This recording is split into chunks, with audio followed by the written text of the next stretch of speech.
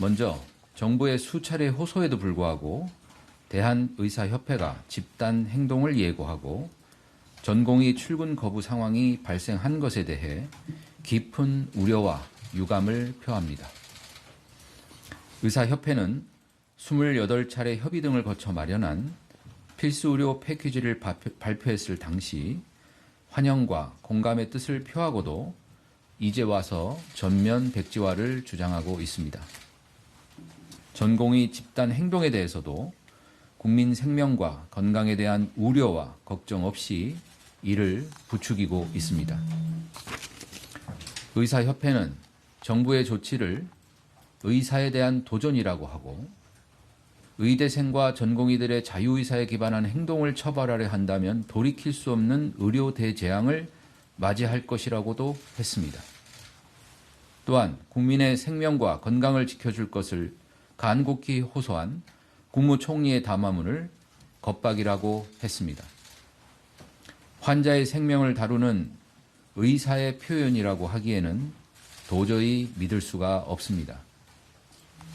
국민의 생명을 협박하는 반인도적인 발언은 국민에 대한 도전입니다. 그동안 이러한 인식을 가지고 환자를 치료한 것인지 참으로 충격적이며 참담함을 금할 수 없습니다. 정부는 이 시간부로 전국 221개 전체 수련병원의 전공의를 대상으로 진료 유지 명령을 발령합니다. 정부는 오늘 현장 점검을 실시할 예정이며 현황이 파악되는 대로 신속하고 투명하게 공개하겠습니다. 전공의들은 예정된 집단 사직과 휴진을 철회하고 환자를 등지지 말기를 다시 한번 간곡히 호소합니다.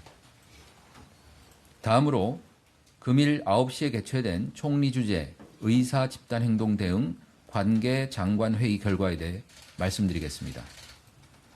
먼저 정부는 환자의 생명과 건강을 지키는 데 한치의 소홀함도 없도록 발생할 수 있는 모든 가능성에 대비한 비상진료 체계를 운영하기로 했습니다.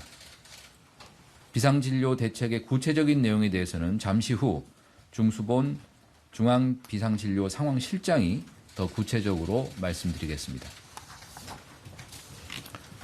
국민들에게 집단 행동으로 인한 피해가 발생한 경우 정부가 최대한 지원할 수 있도록 의사 집단행동 피해 신고 지원센터를 금일부터 운영합니다.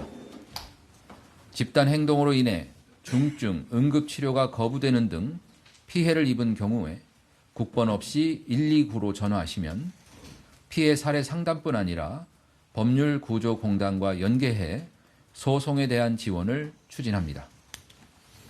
또한 정부는 불법적 집단 행동에 대해서는 법에 따라 신속하고 엄정하게 대처할 방침임을 재확인하였습니다.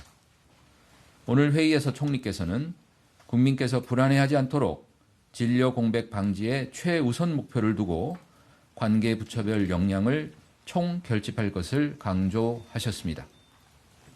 정부는 앞으로 범정부적인 대응을 더욱 강화해 국민 생명을 보호하는 데 최선을 다할 것입니다.